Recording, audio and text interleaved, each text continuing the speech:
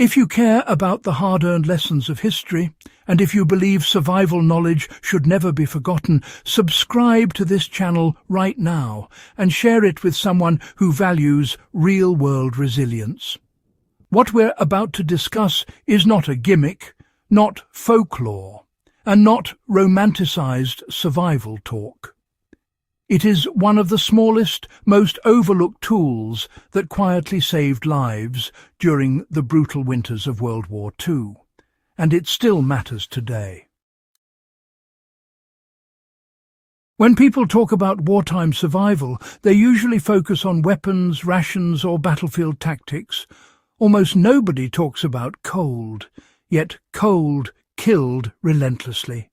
In bombed-out cities, prison camps, refugee shelters and rural hideouts, winter was an enemy that never slept.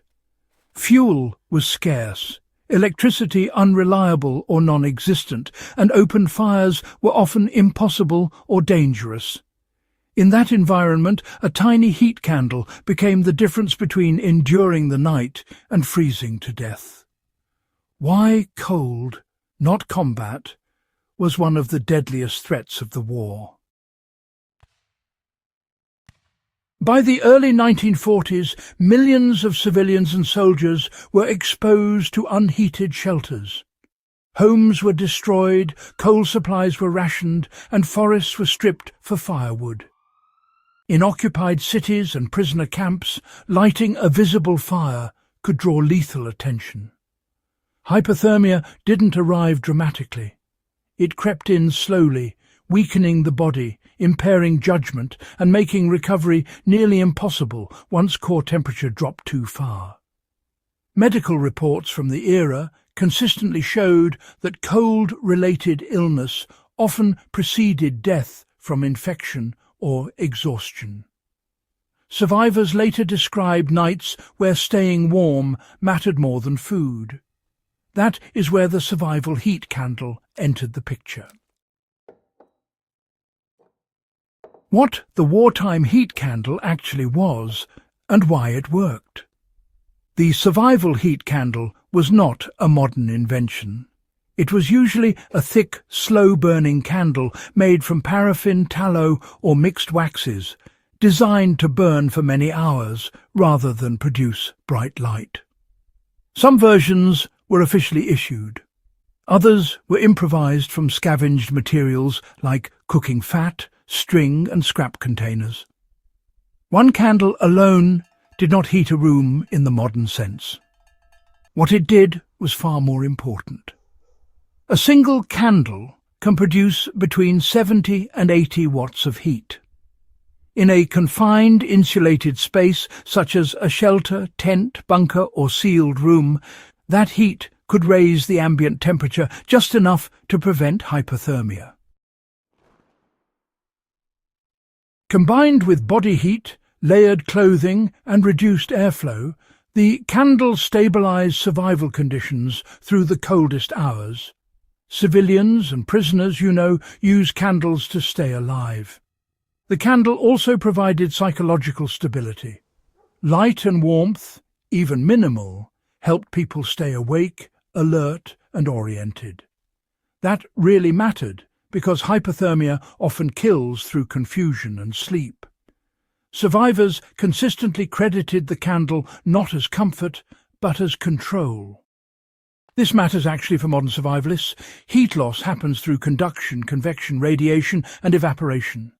A candle directly addresses radiant heat while indirectly reducing convection by allowing tighter shelter construction. This is not about nostalgia. It is about preparation. Modern power grids fail, storms isolate people. Vehicles, they break down in winter. A modern equivalent of the wartime heat candle belongs in any serious emergency kit. The lesson is not to rely on a candle alone, but to design a system. Reduce your shelter size, block drafts, insulate beneath you before worrying about heat above you. Use reflective surfaces when possible. Never use open flame without ventilation awareness.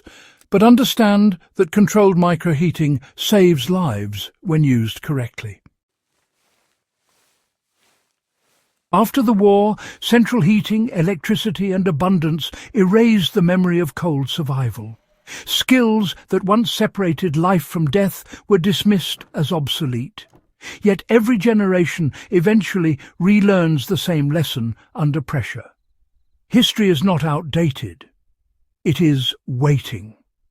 Those who survived World War II winters didn't survive because they were tougher.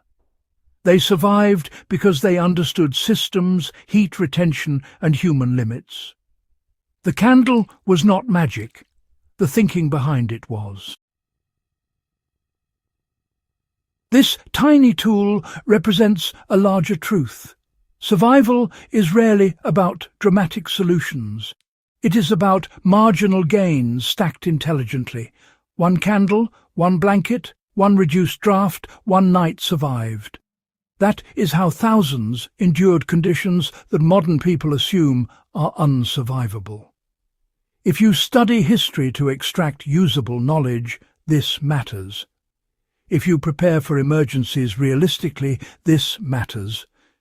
If you respect the people who lived through that war, this matters. Subscribe to this channel for more deep practical history that actually teaches something. Share this video with someone who thinks survival knowledge is just entertainment. It isn't. It is inheritance.